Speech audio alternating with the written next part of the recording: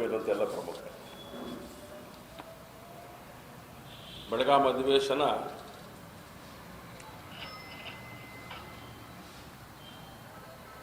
ಈ ರಾಜ್ಯಕ್ಕೆ ತುರ್ತು ಪರಿಸ್ಥಿತಿಯನ್ನು ಮತ್ತೊಮ್ಮೆ ಶಾಸನ ಬರೆಯುವಂತೆ ಮಾಡಿದಂಥ ಒಂದು ಅಧಿವೇಶನ ಆಗಿದೆ. ಕಾಂಗ್ರೆಸ್ ತನ್ನ ಚಾಳಿಯನ್ನು ಮತ್ತೆ ಮುಂದುವರಿಸಿದೆ.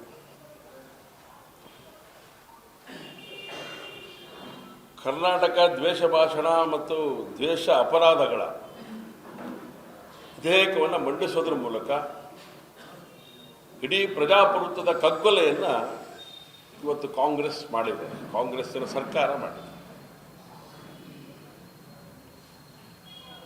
ಯಾವುದೇ ಚರ್ಚೆಗೆ ಒಳಪಡಿಸದೆ ಈ ಮಸೂದೆಯನ್ನು ಅಂಗೀಕಾರ ಮಾಡಿರುವಂಥದ್ದು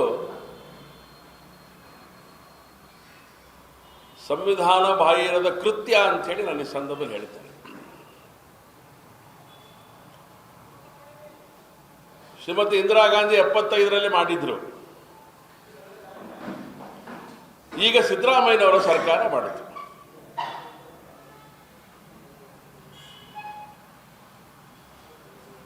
ಕಾಂಗ್ರೆಸ್ಸಿಗೆ ಜನ ನೆಮ್ಮದಿಯಾಗಿ ಇರುವಂಥದ್ದು ಇಷ್ಟ ಇಲ್ಲ.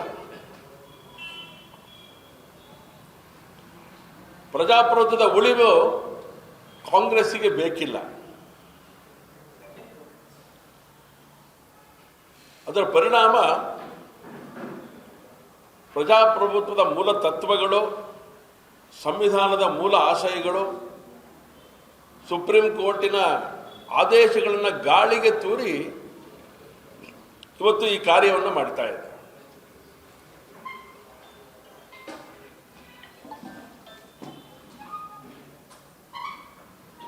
ಸಂವಿಧಾನದಲ್ಲೇ ಇದೆ ನಮಗೆ. ಭಾರತೀಯ ಸಂವಿಧಾನ ಆರ್ಟಿಕಲ್ 19A ಇದರಲ್ಲಿ ಅಭಿವ್ಯಕ್ತಿ ಸ್ವಾತಂತ್ರ್ಯವನ್ನು ಕೊಟ್ಟಿದೆ. ಅಭಿವ್ಯಕ್ತಿ ಸ್ವಾತಂತ್ರ್ಯ ಇರುವಂಥ ಈ ಸಂದರ್ಭದಲ್ಲಿ ಒಬ್ಬ ಸಾಮಾನ್ಯ ವ್ಯಕ್ತಿನೂ ಕೂಡ, ಸಾಮಾನ್ಯ ಗೃಹಿಣಿನೂ ಕೂಡ, ಸಾಮಾನ್ಯ ವ್ಯಾಪಾರಸ್ಥನೂ ಕೂಡ ತನ್ನ ಮಾತುಗಳನ್ನು ಆಡೋದ್ರ ಮೂಲಕ ತನ್ನ ಕಾರ್ಯವನ್ನು ಮಾಡುತ್ತಾನೆ. ಆದರೆ ಈಗ ತಂದಿರುವಂಥ ದ್ವೇಷ ಭಾಷಣದ ಬಿಲ್ ಏನಿದೆಯಲ್ಲ,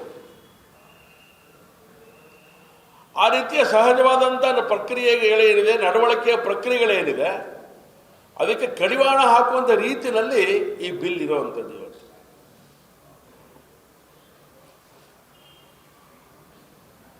ದ್ವೇಷ ಭಾಷಣದ ಅದನ್ನು ತಡಿಬೇಕು ಅಂತ ಹೇಳಿ ಬಿಲ್ ತರೋದ್ರ ಬದಲಾಗಿ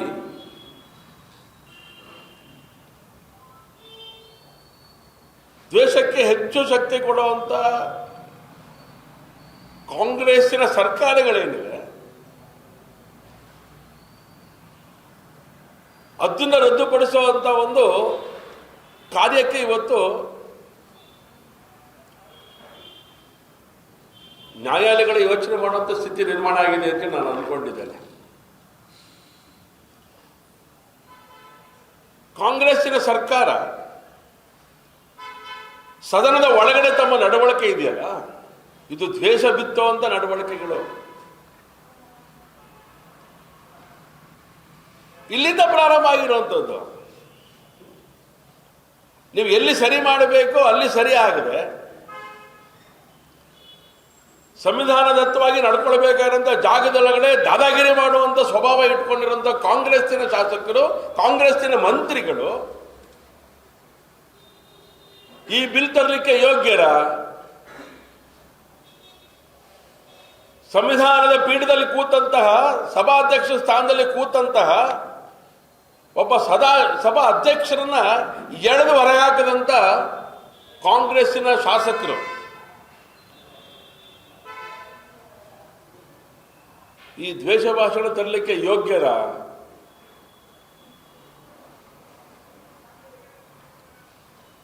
ತಾಕತ್ತು ಅಗತ್ಯ ಬಾರೋ ಅಂತೇಳಿ ಶೆಡ್ ಹೊಡೆಯುವಂತ ಒಂದು ಮಾನಸಿಕತೆ ವಿಧಾನಸೌಧದೊಳಗಡೆ ಅಧಿವೇಶನ ನಡಿಬೇಕಾದ್ರೆ ಸಭಾಧ್ಯಕ್ಷರ ಮುಂದೆ ನಡ್ಕೊಳ್ಳುವಂತ ಒಬ್ಬ ಮಂತ್ರಿ, ಒಬ್ಬ ವಿರೋಧ ಪಕ್ಷದ ನಾಯಕ ಅವತ್ತು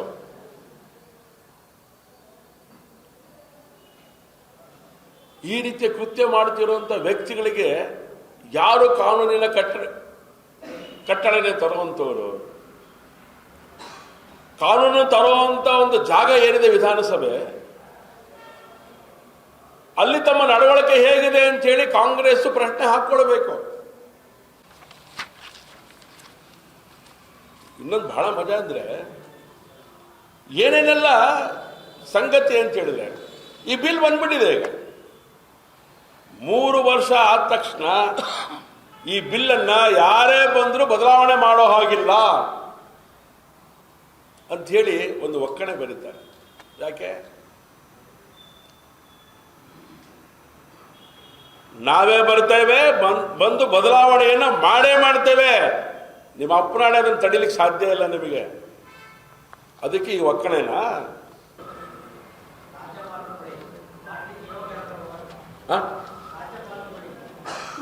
ಖಂಡಿತವಾಗಲೂ ಇದನ್ನ ಭಾರತೀಯ ಜನತಾ ಪಾರ್ಟಿ ರಾಜ್ಯದ ನಾಯಕತ್ವ ಇದನ್ನು ಗಂಭೀರವಾಗಿ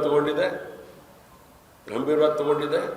ರಾಜ್ಯಪಾಲರನ್ನು ಭೇಟಿ ಮಾಡ್ತೇವೆ, ಅವಶ್ಯಕತೆ ಬಿದ್ದರೆ ರಾಷ್ಟ್ರಪತಿಗಳನ್ನು ಭೇಟಿ ಮಾಡ್ತೇವೆ, ನ್ಯಾಯಾಲಯಕ್ಕೆ ಹೋಗಿ ನ್ಯಾಯ ಕೇಳುವಂಥ ಸಂಗತಿಯನ್ನು ಕೂಡ ನಾವು ಮಾಡ್ತೇವೆ. ಮೊದಲು ಪ್ರಜಾಪ್ರಭುತ್ವ ವ್ಯವಸ್ಥೆಗಳಿಂದ ಹೋರಾಟಕ್ಕೆ ನಾವು ಕಾಲಿಟ್ಟಿದ್ದೇವೆ. ಗೊತ್ತಾ? 26ನೇ ತಾರೀಕು ಒಂದು ಬೃಹತ್ ಹೋರಾಟವನ್ನು ಯೋಚನೆ ಮಾಡಿದ್ದೇವೆ. 26ನೇ ತಾರೀಕು ಶೋಭನಾಯಕನ ವೃತ್ತದಲ್ಲಿ ಈ ಒಂದು ಹೋರಾಟವನ್ನು ರೂಪಿಸಿದ್ದೇವೆ. ಸಾವಿರಾರು ಜನ ನಾಗರಿಕರು ಈ ದ್ವೇಷ ಭಾಷಣದ ಮಸೂದೆ ಅಂದರೆ ಪ್ರಜಾಪ್ರಭುತ್ವದ ಕಗ್ಗೊಲೆಯಲ್ಲಿ ನಡೀತಾ ಇದೆ, ಆ ಕಗ್ಗೊಲೆಯ ವಿರುದ್ಧವಾಗಿ, ಪ್ರಜಾಪ್ರಭುತ್ವದ ಕಗ್ಗೊಲೆಯ ವಿರುದ್ಧವಾಗಿ ಇದೊಂದು ಹೋರಾಟ. ಈ ಹೋರಾಟಕ್ಕೆ ಶಿವಮೊಗ್ಗ ನಗರದ ಎಲ್ಲ ಪ್ರಜಾಪ್ರಭುತ್ವದ ಸಂವಿಧಾನ ಪ್ರೇಮಿಗಳೆಲ್ಲರೂ ಕೂಡ ಇದರೊಳಗಡೆ ಬರ್ತಾರೆ. ನಾನು ಹೇಳಿದ್ನಲ್ಲ ಸರ್, ಆ ಕಾರ್ಯಕ್ರಮ 26ನೇ ತಾರೀಕು ನಡೆಯುತ್ತೆ. ಸಹಿಷ್ಣು ರಾಷ್ಟ್ರ ನಮ್ಮದು. ಬಾಂಗ್ಲಾದಲ್ಲಿ 1,20,00,000 ಅಷ್ಟೇ ಜನಸಂಖ್ಯೆ ಹಿಂದೂಗಳದ್ದು. ಆ 1,20,00,000 ಈ ಸಹಿಸ್ಕೊಳ್ಳೋಕ್ಕಾಗದಂಥ ಸ್ಥಿತಿ ಅಲ್ಲಿದೆ ಅಂತೇಳಿ ನಾನು ನಾಳೆ ಮಾತಾಡಿದ್ರೆ ದ್ವೇಷ ಭಾಷಣ ಆಗತ್ತಾ ಅಂತ ನನ್ನ ಪ್ರಶ್ನೆ. ಬಾಂಗ್ಲಾದಲ್ಲಿರುವಂದ್ರೆ ಅಟ್ಟೆ ಅಲ್ಲಿ ಹಿಂದೂಗಳ ರಕ್ಷಣೆ ಆಗಬೇಕು ಅಂತ ಬೊಬ್ಬೆ ಹಾಕ್ತೀವಿ. ಬಹಳ ಅನ್ಯಾಯ ಸರ್ ಇದು. ಯಾರು ಕ್ಷಮಿಸ್ಲಿಕ್ಕಾಗದೇ ಇರುವಂಥ ಒಂದು ಅಪರಾಧ ಇವತ್ತು ಬಿಲ್ ತರೋದ್ರ ಮೂಲಕ ಕಾಂಗ್ರೆಸ್ ಮಾಡಿದೆ.